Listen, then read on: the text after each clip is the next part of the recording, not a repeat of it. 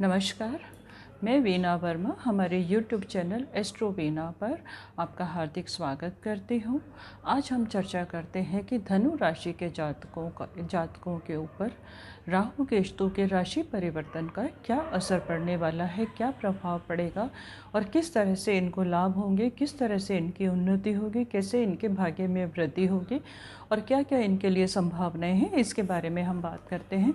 तो सबसे पहले हम बात करते हैं, हमारे को मालूम हो जाना चाहिए कि धनु राशि का अधिपति स्वामी कौन है और इसके जातकों का जो स्वभाव होता है वो किस तरीके का होता है।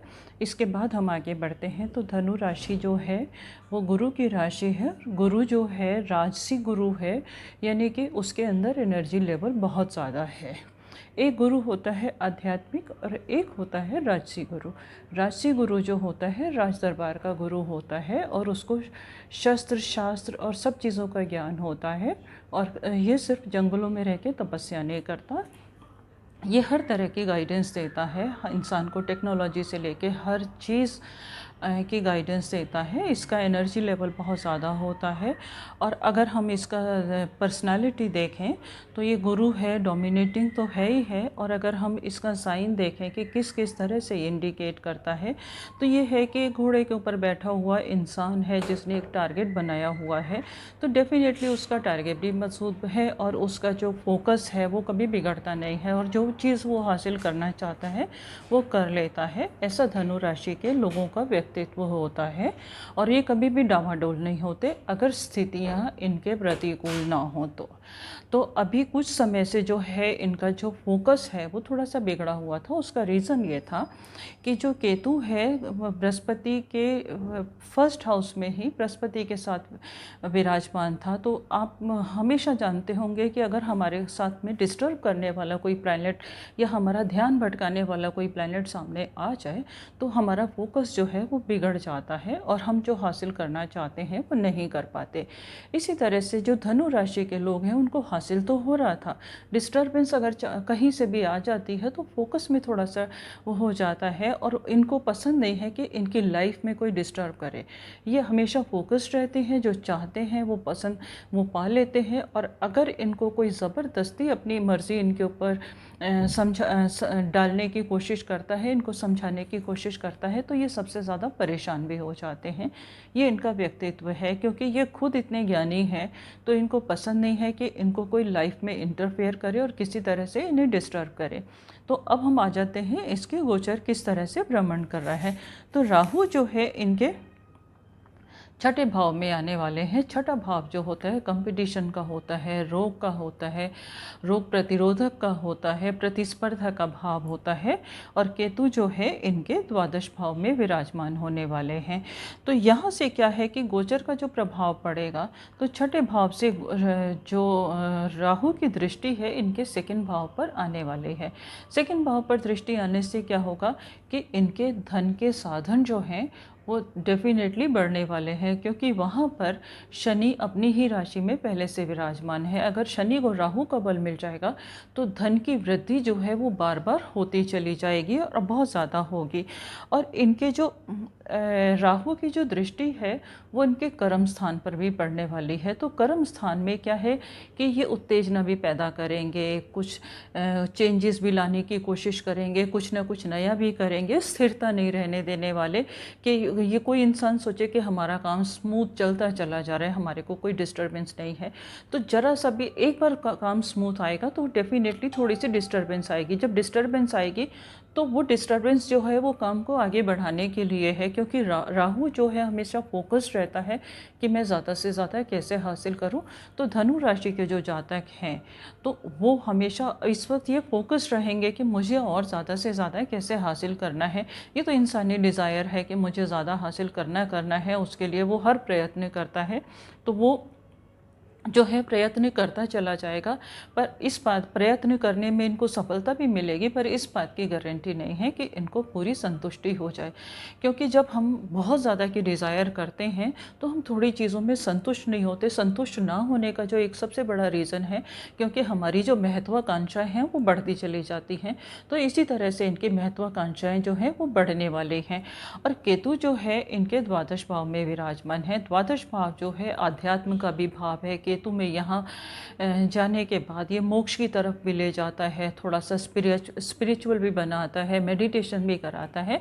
तो इनकी प्रवृत्ति थोड़ी सी मेडिटेशन वाली होने वाली है। पहले ये मेडिटेशन करते थे परंतु ध्यान इतनी जल्दी लगता नहीं था। केतु जब द्वादश भाव में आ जाएंगे तो इनका ध्यान जो है वो मेडिटेशन की तरफ जल्द लगेगा और जल्दी से ये मेडिटेशन करके बहुत जल्दी रिज़ल्ट पर पहुंच जाने वाले हैं। और इनको इनके जो लाइफ में चैलेंजेस आने वाले हैं, चैलेंजेस पर विजय भी प्राप्त करेंगे, परंतु जल्दी से हताश होने की ज़रूरत नहीं है। वैसे इनका नेचर है नहीं कि ये जल्दी से हताश हो जाए, परंतु इंसान है, कभी भी कुछ भी हो जाता है, कभी सामने वाले को देख के, कभी परिस्थितियों को देख के दिमाग में आ जाता है। और राहु छठे में विराजमान है तो कभी कभी कंपटीशन की वजह से इनके मन में एंग्जाइटी आ सकती है, परंतु ये जल्दी से हताश ना हो तो इनके लिए बहुत बेहतर होगा, क्योंकि ये जो चाहेंगे वो हासिल करते चले जाएंगे। और इनके लिए जो है व्यय की बहुत ज़्यादा अधिकता रहेगी, कहीं ना कहीं ये इन्वेस्ट करेंगे। केतु की दृष्टि चौथे भाव पर भी पड़ रही है और अष्टम भाव पर भी पड़ रही है। चौथे भाव पर दृष्टि पड़ने से क्या है कि ये सुख साधनों में अपना जो खर्चा है वो बढ़ाने वाले हैं, सुख साधन ज़्यादा खरीदने वाले हैं। कभी कभी इंसान की डिज़ायर हो जाती है कि अभी मेरे पास ये गाड़ी है, मुझे इससे बड़ी लेनी चाहिए, ये कंफर्टेबल नहीं है, मुझे और ज़्यादा एक्सपेंड करना चाहिए, मेरा घर है छोटा है और मुझे इसमें थोड़ा सा बड़ा घर चाहिए। हर एक इंसान के माइंड में आ जाता है। ये ज़रूरी नहीं है कि कोई एकदम से सोचो, मैं आपको ये बोलूँ कि बहुत ज़्यादा बड़ा घर हो जाएगा। अगर आपके पास 2 BHK है तो आप 3 BHK की तरफ जा सकते हैं।